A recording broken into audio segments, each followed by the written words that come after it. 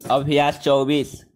उपसभापति महोदय, मेरा अपना विश्वास है कि किसी देश के द्वारा दूसरे देश को सहायता देने या न देने से उसके आर्थिक विकास पर बुरा असर पड़े या न पड़े, लेकिन उसका जनता के मनोबल पर असर जरूर पड़ता है। हम देखते हैं कि यदि किसी देश में प्राकृतिक विपत्ति आए जाए तो दूसरे देश उसको आवश्यक सहायता पहुंचाते हैं, लेकिन बहुत दुख की बात है कि कुछ राष्ट्र उस सहायता के बल पर उस देश में अपना प्रभाव बढ़ाने का भी प्रयत्न करते हैं।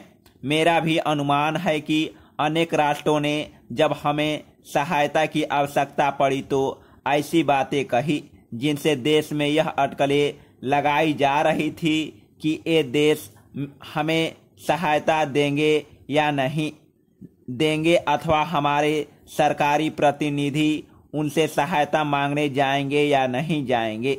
हमें दुख है कि जब यहाँ एक के बाद दूसरी और दूसरी के बाद तीसरी और तीसरी के बाद चौथी बार इस प्रकार की सहायता की जरूरत पड़ी तो दुनिया के एक दो समृद्ध राष्ट्रों ने यह सोचा कि यदि वे सहायता नहीं देंगे तो शायद यह देश उठ नहीं सकेगा।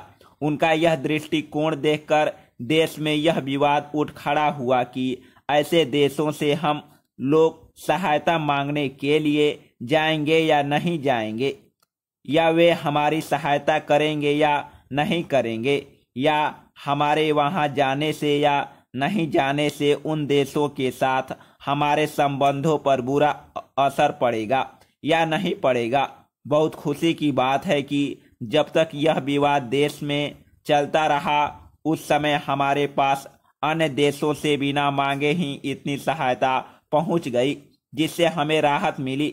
मुझे भी यह दुख है कि विपत्ति के समय सहायता पहुंचाने के कार्य में कुछ राष्ट्रों ने राजनीतिक चालें चली। मेरी अपनी इच्छा है और मुझे भी विश्वास है कि यदि विश्व में किसी देश में प्राकृतिक विपत्ति आ पड़े तो उसको तत्काल मानवीय दृष्टिकोण पर सहायता पहुंचाई जाए। आप यह देखते हैं कि हम यह देखते हैं, सब लोग यह देखते हैं कि प्राकृतिक विपत्ति कहीं भी किसी पर भी आ सकती है। इसलिए मेरा यह कहना है कि जहां तक हो सके सहायता मानवीय दृष्टिकोण के आधार पर दी जानी चाहिए। आज के विश्व में वसुंधैव कुटुंब के सिद्धांत को अनेक राष्ट्रों ने मानना आरंभ कर दिया है। नेहरू जी सदा शांति में विश्वास करते थे, इसलिए पंचशील का सिद्धांत उन्होंने संसार को दिया। इस सिद्धांत से परस्पर विरोधी विचारधारा वाले राष्ट्र भी आज एक दूसरे के निकट आ गए हैं।